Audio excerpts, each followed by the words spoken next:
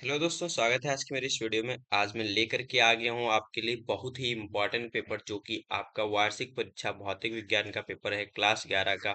और ये पेपर आपके लिए बहुत ही इम्पोर्टेंट है, क्योंकि नया पेपर है आपका 2026 का। और इसमें जो भी क्वेश्चन आपके पूछे गए हैं सारे बहुत ही इम्पोर्टेंट हैं। तो इस तरीके से आपका पूरा पेपर है और इसका फुल सोल्यूशन भी मैं लेके आया हूँ, यहाँ पर आप देखेंगे। तो इस तरीके से पूरा पेपर मैं आज कराने वाला हूँ सॉल्व। तो यहाँ पर बहुत ही इंपॉर्टेंट रहने वाला है आपके लिए। वार्षिक परीक्षा अगर भौतिक विज्ञान का होने वाला है तो इसमें आपको 70 में 70 नंबर पाने हैं। तो अच्छे से आपको पूरा पेपर सॉल्व करना है यहाँ पर। और इसका कोड जो है AXI है। इस तरीके से यहाँ पर आपका पूरा इस तरीके से पेपर है। तो चलिए शुरू करते हैं कि कैसे सॉल्व करना है। तो अगर चैनल पे आप नए हैं तो चैनल को सबसे पहले सब्सक्राइब कर लीजिए, और वीडियो को आगे बढ़ने से पहले वीडियो को लाइक कर दीजिए जरूर। और तो यहाँ पर आपका 3 घंटे 15 मिनट का ये पेपर है, जिसमें कि आपको सबसे पहले 15 मिनट जो मिलते हैं परीक्षार्थियों को प्रश्न पत्र पढ़ने के लिए मिलते हैं। तो ये हर एक वीडियो में बताता हूँ, ये जो 15 मिनट आपके होते हैं इनको आपको यूटिलाइज करना है प्रश्न पत्र को पढ़ने में ही। ना कि आप डायरेक्ट, कुछ बच्चे होते हैं क्या करते हैं, डायरेक्ट क्वेश्चन हल करना शुरू कर देते हैं कॉपी पे। और उनको नहीं पता है कौन सा क्वेश्चन उनको कितना अच्छे से आ रहा है। पहला क्वेश्चन मान लीजिए स्टार्ट कर दिए करना, और जब स्टार्ट कर रहे हैं पहला क्वेश्चन लिखना, तो वहां पर वो करते गए पता चला बाद में अब इनको आ ही नहीं रहा है आगे। आ ही नहीं रहा है, गलत हो गया या फिर। ठीक है, तो पहले ही ऐसे काट दिए या फिर यहाँ पर आधा किए। तो एग्जामिनर जब चेक करेगा तो पहला ही क्वेश्चन जब काटेगा वो, तो उसको पता चल जाएगा आगे भी ऐसे ही लड़का किया होगा, है ना। तो उसके अधिकतर क्वेश्चन ऐसे ही बर्बाद जाते हैं, क्योंकि एग्जामिनर फिर हल्के में ले लेता है बच्चे को। और आगे की क्वेश्चन जो सही किया रहता है उसको भी आसानी से कम नंबर दे देता है। ठीक है, तो यहाँ पर आपको ये गलती नहीं करनी है। 15 मिनट का यूटिलाइज करना है किसमें, क्वेश्चन पेपर पढ़ने में। ठीक है, तब आपको जो क्वेश्चन अच्छे से आ रहा है या फिर जिस पे आपको कॉन्फिडेंस है वो पहले करना है। ठीक है, पहले क्वेश्चन कभी भी गलत नहीं होना चाहिए। ठीक है, तो यहाँ पर चलिए शुरू करते हैं। पहला खंड का बहुविकल्पी प्रश्न, 1 अंक का प्रत्येक है। तो यहाँ पर आपको बहुविकल्पी प्रश्न इस तरीके से दिए गए हैं। तो पूछा गया है, निम्न में से कौन सी मूल राशि नहीं है। तो मूल राशि कौन सी होती है, जिनकी बीमा सिंगल कैरेक्टर में डिफाइन होती है, जैसे कि M हो गया, ठीक है, L हो गया, T हो गया। ये आपकी बीमाएं हैं। ठीक है, T किसकी है, T है आपका टाइम का, है ना। और K किसका है, टेम्परेचर का। ठीक है, L किसका है, डिस्टेंस का। M किसका है, मास का, है ना। तो इस तरीके से ताप का आपका सिंगल डिजिट में कैरेक्टर में आ जाएगा, सिंगल कैरेक्टर में। तो ये आपका क्या है, मूल राशि है। ठीक है, फिर आपका टाइम टी यहाँ पर आ जाता है आपका टी। तो टी भी सिंगल डिजिट में है। द्रव्यमान एम, ये भी सिंगल डिजिट में है बीमा में। ठीक है, यहाँ पर आपका बल जो है ये होता है F=ma, है ना। इसका जब हम निकालेंगे तो ये भी एक आपकी व्युत्पन्न राशि है, ये आपकी मूल राशि नहीं है, त्वरण भी। और यहाँ पर आपका इसका इन दोनों का मल्टीप्लाई जो है, ये आपका फोर्स जो है, बल, वो भी आपका व्युत्पन्न राशि है, ना कि आपकी मूल राशि है। ठीक है, तो यहाँ पर आपका राइट विकल्प बल हो जाता है। फिर आपका अगला क्वेश्चन पूछा गया है, प्रक्षेप्य पथ के उच्चतम बिंदु पर वेग और त्वरण के बीच का कोण होता है। तो आपका प्रक्षेप्य जो बिंदु है, प्रक्षेप्य पथ होता है। प्रक्षेप्य पथ किस तरीके से होता है, यहाँ पर आपका एक्स एक्सिस वाई एक्सिस। ठीक, एक्स एक्सिस वाई एक्सिस। जब हम कोई चीज ऑब्जेक्ट हम फेंकते हैं किसी कोण पे, कोण थीटा पे, ठीक है, ऊपर की तरफ, तो यहाँ पर आप देखेंगे त्वरण कैसा होगा। प्रक्षेप्य पथ, प्रक्षेप्य पथ कैसा होता है, पहले तो कोई चीज जब फेंकते हैं हम क्षैतिज दिशा में, क्षैतिज दिशा में कोई थीटा एंगल पे, ठीक है, तो यहाँ पर आपको किस तरीके से ये प्रोजेक्टाइल होगा। ठीक है, प्रोजेक्टाइल जो पाथ है वो किस तरीके से होगा, इसके बीच में जो सबसे उच्चतम बिंदु है वहां पर आपका क्या होगा, त्वरण लगने वाला त्वरण। त्वरण कौन सा लग रहा होगा, गुरुत्व त्वरण लग रहा होगा, है ना। गुरुत्वीय त्वरण लग रहा होगा तो नीचे की ओर लगेगा। तो ये जी है, ठीक है। और आपका जो उच्चतम बिंदु पे आपका क्षैतिज क्षैतिज गति होगी, वो किस तरफ की होगी, एग्जैक्ट यहाँ पर इस तरफ की होगी, है ना। इस तरफ यानी क्षैतिज पे होगी। ठीक है, क्षैतिज दिशा में एग्जैक्ट वो एक्स एक्सिस की तरफ होगी। तो यहाँ पर आपका जो सबसे उच्चतम बिंदु पर कोण बनेगा वो 90 डिग्री का बनेगा। और यहाँ पर आप देखेंगे दूसरा एंगल है, फिर नीचे आप आएंगे तो दूसरा एंगल मिलेगा। ठीक है, तो यहाँ पर आपको जो सबसे ऊपर होगा, मेन बिंदु होगा जो सबसे उच्चतम होगा, वहां पर आपको 90 डिग्री का कोण मिलेगा। तो यहाँ पर राइट विकल्प हो जाता है 90 डिग्री का। पलायन वेग वी ई तथा कक्षीय वेग जो वी नॉट है, संबंध बताइए। तो पलायन वेग escape वेलोसिटी, जो escape वेलोसिटी होती है, और वी नॉट में क्या अंतर है। तो वी नॉट इक्वल टू होता है आपका जी आर। इस तरीके से होता है। जी क्या है, गुरुत्व त्वरण है, पृथ्वी त्वरण है। आर क्या है? पृथ्वी की रेडियस या फिर उस प्लेनेट की रेडियस जिसके लिए हम ज्ञात कर रहे हैं, ठीक है। तो यहाँ पर आपका जी अपने अर्थ के लिए है, इसलिए रेडियस ये किसका होगा? अर्थ का होगा, ठीक है। तो v not equal to g r है। तो वी ई बराबर होता है अंडर रूट में दो जी होता है, यहाँ पर वी नॉट होता है, ये आपका संबंध है, ठीक है। यहाँ पर इस तरीके से इसको लिखते हैं, दो अंडर रूट में आपका यहाँ पर जी आर, ऐसे। तो यहाँ पर जी आर की जगह हम वी नॉट जब पुट कर देंगे तो आपका ये वाला फॉर्मूला निकल आएगा। तो यहाँ पर आपका राइट विकल्प हो जाता है ये, v e equal to under root two v not, इस तरीके से, ठीक है। तो ये प्लायन वेग का सूत्र होता है, ठीक है। कक्षीय वेग वी नॉट इक्वल टू आपका जी आर होता है। तो यहाँ पर आपको मैंने बता दिया, ठीक है। फिर यहाँ पर आपका है कार्य का मात्रक। कार्य का मात्रक किसके समान होता है? तो कार्य का मात्रक किसके समान होता है? आपको पता है कार्य और ऊर्जा दोनों का मात्रक समान होता है, जूल, है ना। कार्य और ऊर्जा दोनों का मात्रक जूल होता है। हाँ, तो इस तरीके से यहाँ पर आपका राइट विकल्प ये हो जाता है ऊर्जा का, ठीक। अगला क्वेश्चन एक एक अंक के ये भी हैं, ये आपके अति लघु उत्तरीय प्रश्न है। खंड खा में सार्थक अंक से आप क्या समझते हैं? सार्थक अंक क्या होते हैं? जब कोई हम राशि लिखते हैं, कोई भी आपको कोई अंक लिखने हैं, तो उसमें जो संदिग्ध अंक होते हैं, जैसे कि आप कोई भी राशि लिख रहे हैं, तो उसको अच्छे से पूरी तरीके से पूरी तरीके से बताने वाली राशि जो संपूर्णतः उसको बताती है ये कितने प्योरिटी के साथ दी गई है ना, प्योरिटी के साथ लिखी गई है, वो बताती है आपको सिग्निफिकेंट फिगर जो होते हैं, सार्थक अंक होते हैं, ठीक है। तो सार्थक अंक की क्या एग्जैक्ट परिभाषा है ये मैं आपको नीचे डायरेक्ट दिखाता हूँ, जो कि सॉल्यूशन में लिखा हुआ है। यहाँ पर आपको पूरा इस तरीके से जड़त्व का नियम, ये पूरा पेपर है, पेपर पूरा आप देखते रहिए इस तरीके से। अब हम डायरेक्ट क्वेश्चन और आंसर पे बढ़ेंगे, जहां सर आपको डायरेक्ट पता चलेगा कि कैसे आपको लिखना भी है, ठीक है। तो यहाँ लिखा है सार्थक अंक से आप क्या समझते हैं, आंसर यहाँ पर है। तो यहाँ पर आपको दिखेगा किसी माप में वे अंक जो निश्चित रूप से ज्ञात हों, किसी माप में वे अंक जो निश्चित रूप से ज्ञात हों, वे अंक जो संदिग्ध अनसर्टेन हो लेकिन फिर भी लिखे गए हों, उन सभी के योग को सार्थक अंक कहते हैं। ये अंक किसी भी मापन की शुद्धता को दर्शाते हैं, ये अंक जो होते हैं किसी भी मापन की शुद्धता को दर्शाते हैं। अगर आप ये भी लिखते हैं, ये अंक किसी मतलब आपको पूछेगा कि जो सार्थक अंक हैं क्या होते हैं, वे अंक जो किसी मापन की शुद्धता को दर्शाते हैं वो सार्थक अंक कहलाते हैं। इस तरीके से आपकी परिभाषा ये भी बन जाती है। तो उदाहरण के लिए यहाँ पर 12.45 लिखा है, इसमें सभी अंकों की संख्या क्या है? 1 2 3 4। तो यहाँ पर चार सार्थक अंक हैं, ठीक है। इसी तरीके से यहाँ पर अगर 0.0045 होती, तो यहाँ पर आपकी जो अंक हैं नॉन जीरो वाले, नॉन जीरो से पहले जितने भी अंक हैं, अगर वो भी नॉन मतलब जीरो हैं, नॉन जीरो से पहले जितने भी अंक हैं, नॉन जीरो से पहले यानी कि नॉन जीरो ये है आपका, तो इससे पहले जितने भी हैं वो सार्थक अंक नहीं कहलाते हैं, सार्थक अंक नहीं कहलाते हैं, केवल यही दो यहाँ पर सार्थक अंक होंगे। इस तरीके से इसका आंसर हो जाता है आपका। फिर अगला क्वेश्चन पूछा गया है, जड़त्व का नियम, लॉ ऑफ इनर्शिया क्या है? तो न्यूटन के गति के प्रथम नियम को ही जड़त्व का नियम कहते हैं। जड़त्व के नियम क्या में क्या होती है? जब कोई वस्तु गतिमान अवस्था में होती है, तो वो हमेशा गतिमान अवस्था में ही रहना चाहती है, जब तक उस पे कोई एक्सटर्नल फोर्स कार्य ना करे, वर्क ना करे, तब तक वो अपनी अवस्था में बनी रहती है। अगर वो गतिमान है तो गतिज अवस्था में बनी रहती है, और अगर वो रुकी हुई है ना, स्थित है, तो अपनी स्थिति को बनाए रखना चाहती है, ठीक है। रुकी रहना चाहती है, ना कि वो आगे बढ़ना चाहती है, जब तक कोई उस पे एक्सटर्नल बाह्य फोर्स ना लगाया जाए। तो वही यहाँ लिखा है, इसके अनुसार यदि कोई वस्तु विराम अवस्था में है तो वह विराम में ही रहेगी, और यदि कोई एक समान वेग से गतिमान है तो एक तो गतिमान ही रहेगी, जब तक कि उस पर कोई बाह्य बल ना लगाया जाए। हाँ, तो यही आपका न्यूटन के गति का प्रथम नियम है, जड़त्व का नियम। न्यूटन का गति का प्रथम नियम जो होता है जड़त्व का नियम है, ठीक है। आपको ये याद रखना बहुत ही इंपॉर्टेंट है, हमेशा पूछा जाता है, 9 से स्टार्ट हुआ था, ठीक है। विमीय विश्लेषण से की एक सीमा लिखिए।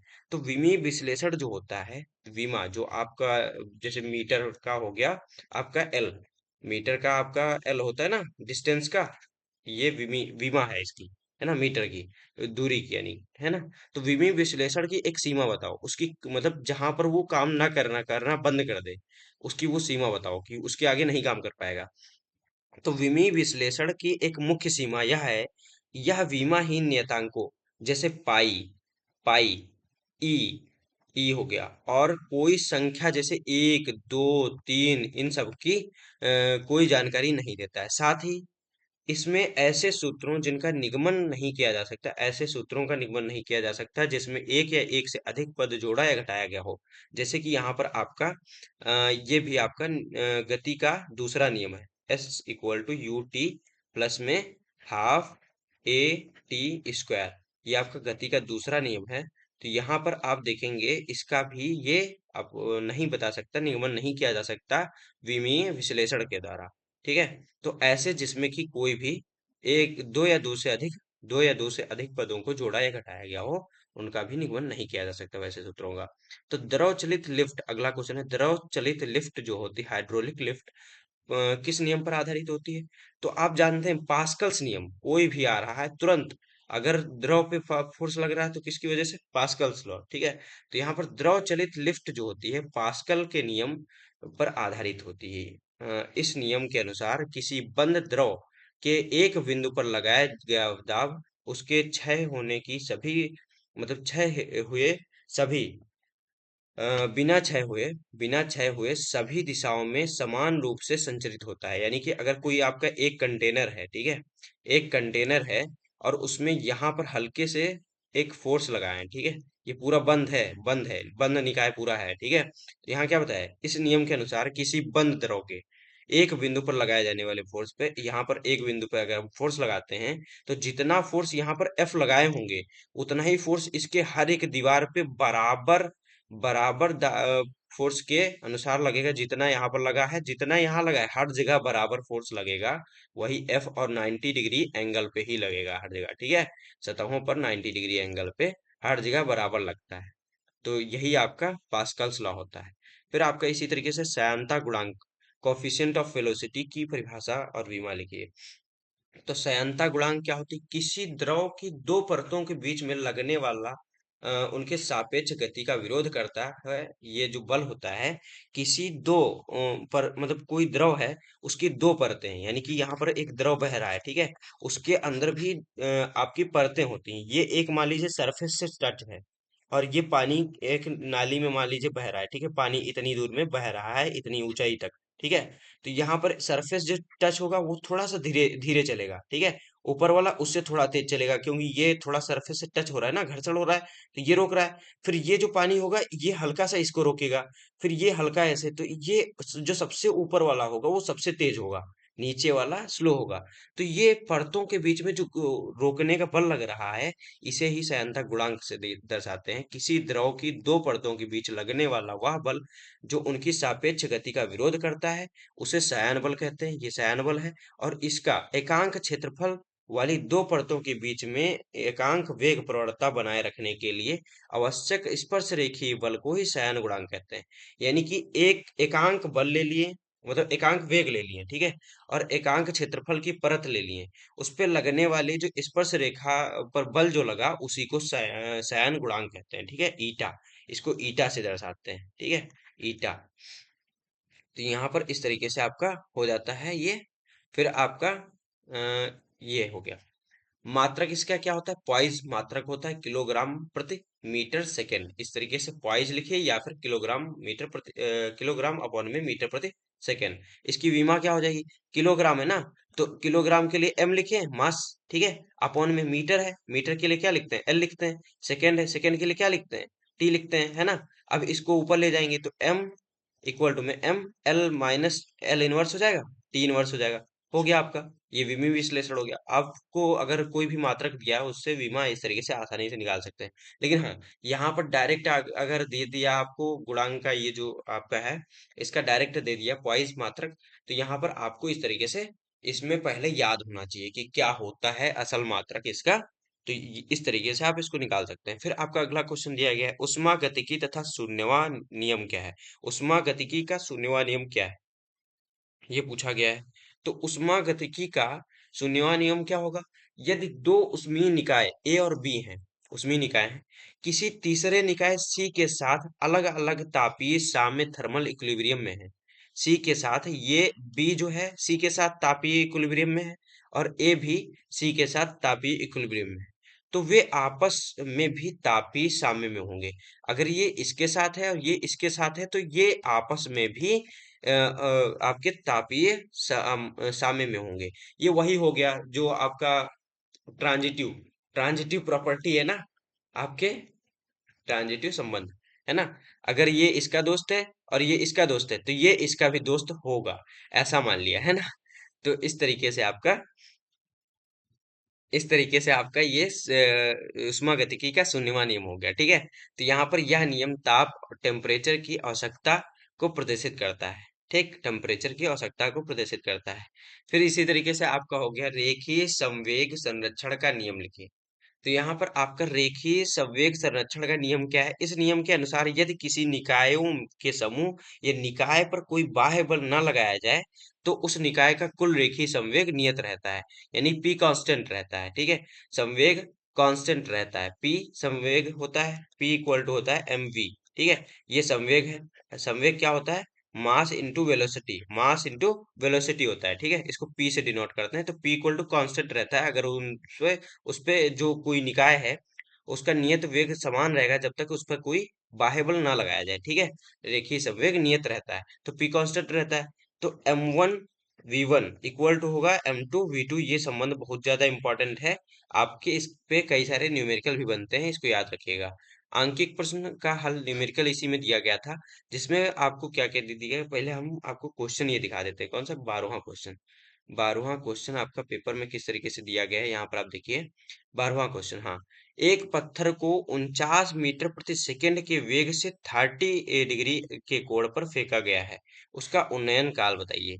तो आपका एक पत्थर है, एक पत्थर है, तो ये एक्स अक्ष हो गया और ये वाई अक्ष हो गया, ठीक है। आपके 49 मीटर प्रति सेकंड के वेग से 30 डिग्री के कोण पर फेंका गया है, उसका उन्नयन काल बताना है। उन्नयन काल बताना है आपका, ठीक है। उन्नयन काल बताना है, तो ये 30 डिग्री एंगल से फेंका गया है। यहाँ पर मान लीजिए कोई फेंकने वाला था, यहाँ से ऑब्जेक्ट फेंका तो यहाँ 30 डिग्री कोण बना होगा, इधर की तरफ फेंक रहा है ना, तो 30 डिग्री कोण पे फेंका है, इस तरीके से आपका हो जाएगा, ठीक है। तो 30 डिग्री के कोण पे फेंका है तो इसका उन्नयन काल का एक फॉर्मूला है जो कि आपको मैं दिखा दे रहा हूँ यहाँ पर। आप देखेंगे उन्नयन काल का फॉर्मूला होता है टी इक्वल टू में u two u sine theta upon में जी, ठीक है। तो ये फॉर्मूला होता है आपका उन्नयन काल का। तो यहाँ पर यू का कितना दे दिया गया है आपका 49 मीटर प्रति सेकंड दिया गया है, ठीक है। और इसी तरीके से दो का मल्टीप्लाई कर देंगे, मल्टीप्लाई में साइन थीटा साइन 30 डिग्री हो जाएगा, ठीक है।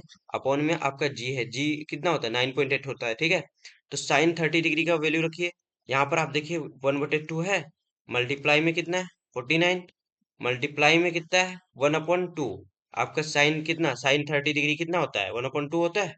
तो इस तरीके से हो गया, ठीक। अपॉन में आपका क्या है 9.8 है। इसको जब आप हल करेंगे तो आपका आ जाएगा 5 सेकेंड आ जाएगा, ठीक है। तो यहाँ पर इस तरीके से इसका सोल्यूशन दिया गया, पत्थर का उन्नयन काल 5 सेकेंड होगा, ठीक है। उन्नयन काल 5 सेकेंड होगा। इसी तरीके से आपका अगला क्वेश्चन है प्रक्षेप्य गति प्रोजेक्टाइल मोशन। प्रोजेक्टाइल मोशन क्या है? तो क्वेश्चन इसका भी देखेंगे, तो क्वेश्चन दिखा देता हूँ पहले मैं। क्वेश्चन जरूरी है, क्वेश्चन आप देखिए, क्वेश्चन समझिए, क्वेश्चन के अनुसार आंसर लिखना सीखिए। तो यहाँ पर आपका क्वेश्चन क्या दिया गया है, यहाँ पर आपका ये हो गया प्रक्षेप्य गति किसे कहते हैं, सिद्ध कीजिए कि प्रक्षेप्य का पथ परवलयाकार है। बहुत ही इंपॉर्टेंट क्वेश्चन है ये, हमेशा पूछा जाता है, हर साल पूछा जाता है, ठीक है। प्रक्षेप्य गति क्या होती है, प्रोजेक्टाइल मोशन क्या होता है? जब किसी पिंड को पृथ्वी से गुरुत्वीय त्वरण के अंतर्गत क्षैतिज कि किसी कोण पर फेंका जाता है तो वह एक वक्रीय पथ पर गति करता है, इस गति को प्रक्षेप्य गति कहते हैं। यही ये है प्रक्षेप्य गति, जब एक्स और वाई, एक्स मतलब कि क्षैतिज दिशा कौन सी होती है ये, ठीक है, हॉरिजेंटल, और ये वर्टिकल है, ठीक है। हॉरिजेंटली कोई चीज किसी एक्स कोण पे फेंका गया, थीटा कोण पे फेंका गया, तो उससे जो पथ बनता है, यहां से मान लीजिए मैं फेंक रहा हूँ पत्थर को, ठीक है, और ये आपको क्षैतिज डायरेक्शन में फेंक रहा हूँ, और किस कोण पे फेंक रहा हूँ, आपके मान लीजिए 30 डिग्री कोण पे चला दिया था ना, 30 डिग्री के कोण पे फेंक रहा हूँ, ठीक है। तो ये जो मोशन करेगा यहाँ से चलना शुरू करेगा, तो ऐसे ऐसे जाएगा, ऐसे ऐसे पत्थर जाएगा, यहाँ गिरेगा आके, है ना। तो यहाँ पर आपका सबसे उच्चतम बिंदु होगा, ठीक है। यहाँ आपका न्यूनतम आ जाएगा। इस तरीके से यहाँ पर आपका जो ये मोशन किया, ये प्रक्षेपी गति किया है, प्रक्षेपी गति। ये परवलयाकार होता है इसका मार्ग, ये आपको बताना है, ठीक है। तो पथ का समीकरण किस तरीके से लिखेंगे, तो सिद्ध करना है ना। तो यहाँ पर आप देखेंगे जो पथ का समीकरण है सिद्ध करना, माना एक पिंड है, यू वेग से थीटा कोण पे फेंका गया, यू वेग से थीटा कोण पे फेंका गया, ठीक है। तो क्षैतिज दिशा में दूरी क्या होगी, तो जब ये आपका एक फोर्स, मतलब कि यहाँ पर जब पत्थर जा रहा है, ये पत्थर जा रहा है, ठीक है।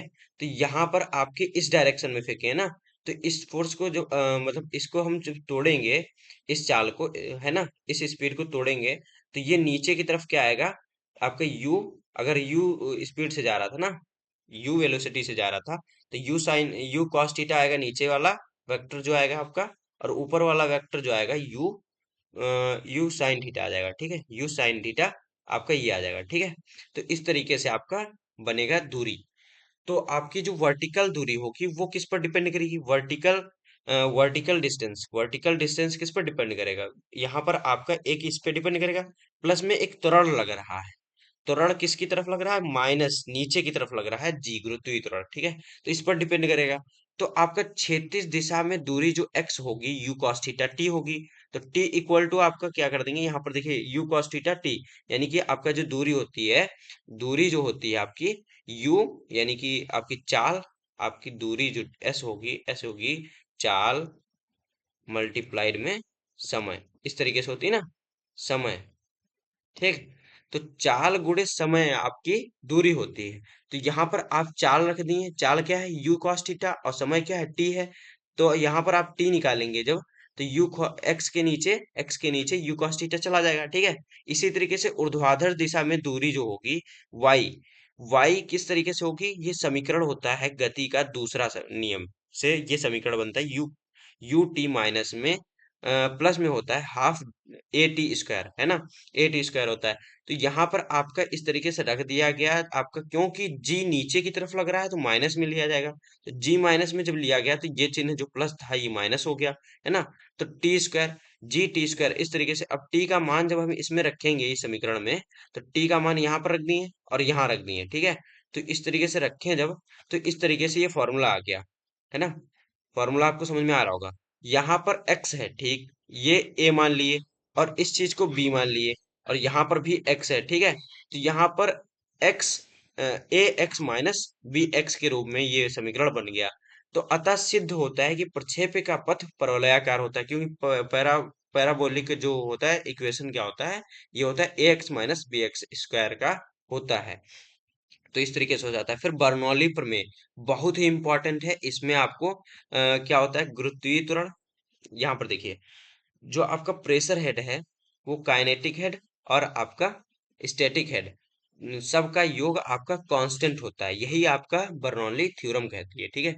इस प्रमेय के अनुसार जब कोई आदर्श द्रव, असपिंड और असयान, जिसके परतों के बीच घर्षण ना हो, प्लस में वो कंप्रेस ना किया जा सके, ऐसा द्रव आदर्श उसको कहेंगे, ठीक है। किसी